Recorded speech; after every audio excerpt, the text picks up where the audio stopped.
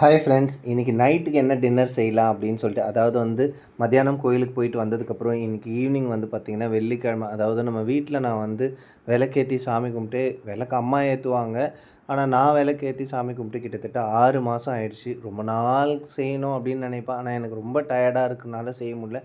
இப்போ ஓரளவு கொஞ்சம் பரவாயில்ல. அதாவது ரொம்ப பரவாயில்ல அப்படின்னு சொல்ல முடியாது. இன்றைக்கி எப்படி இருந்தாலும் சாமிக்கு கொஞ்சம் செய்யணும், விளக்கேற்றணும் அப்படின்னு சொல்லிட்டு இன்றைக்கி வாசலில் போய் விளக்கேற்றிட்டு, அதுக்கப்புறம் நம்ம வீட்டு வாசலில் வெள்ளை இருக்க செடி இருக்குது. அப்புறம் நான் கோவில்லேருந்து கொண்டு வந்தது, அப்புறம் நர்சரியிலேருந்து வாங்கிட்டு வந்த கருந்துளசி, வெள்ளை துளசி, அதுக்கப்புறம் தொட்டாச்சினிகி, அதுக்கப்புறம் பார்த்திங்கன்னா மருதாணி செடி. இதோடு எல்லாத்தையும் வெள்ளை இருக்கும் செடியோடு சேர்த்து வச்சுருக்கேன்.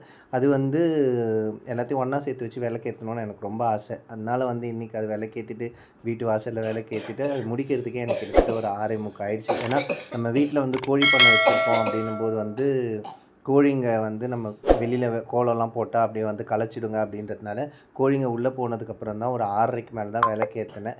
அதுக்கப்புறமா விளக்கேற்றி முடிச்சுட்டு சரி அம்மாவுக்கு நைட்டுக்கு ஏதாவது டின்னர் வேணும்னு போது அம்மாக்கிட்ட கேட்டேன். என்ன வேணும் அப்படின்னா, கிச்சடி செஞ்சுதா அப்படின்னு சொல்லிட்டு சொன்னாங்க. அவங்க கேட்கவே மாட்டாங்க.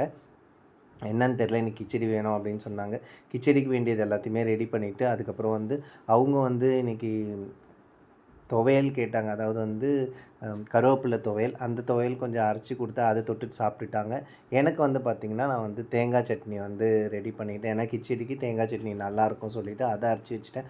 அப்புறம் பார்த்திங்கன்னா காலையிலேருந்து சாமான் தேய்க்கல. எப்பவுமே நைட் ஆனாலே ஒரு மூட்டை சாமான் இருக்கும் அப்படின்ற மாதிரி ஒரு பெரிய மூட்டை சாமான் இருந்துச்சுங்க. அந்த சாமான்லாம் எப்படியோ தேய்ச்சிட்டு, ஏன்னா நாளைக்கு காலையிலக்கு மார்க்கெட் போகணும், அந்த மாதிரி வேலைலாம் இருக்குது. காலையில் டிஃபன் செய்யணும், அம்மாவுக்கு ஜூஸ் போட்டு கொடுக்கணும், ப்ரௌனி பாக்ஸுக்கு சமைக்கணும், ஜிப்ரிக்கு சமைக்கணும், நிறைய வேலை இருக்கும். அதனால் இப்போயே செஞ்சு வச்சிடலான்னு சொல்லிட்டு எல்லா பாத்திரம் தேய்ச்சிட்டேன். இதில் ஒருத்தர் கமெண்ட் பாக்ஸில் ஒருத்தர் கேட்டிருந்தார் ஒரு வீடியோவில். என்ன கேட்டார்னா, என்ன ப்ரோ அடிக்கடிக்கு அம்மாவுக்கு சூப் வச்சு கொடுத்தேன், ஜூஸ் போட்டு கொடுத்தேன், அப்படி இப்படின்னு அம்மா அம்மான்னு ஒரே அம்மா புராணமாக பாடுறீங்க அப்படின்னு சொல்லி எனக்கு ஒரு கமெண்ட் கொடுத்தாரு.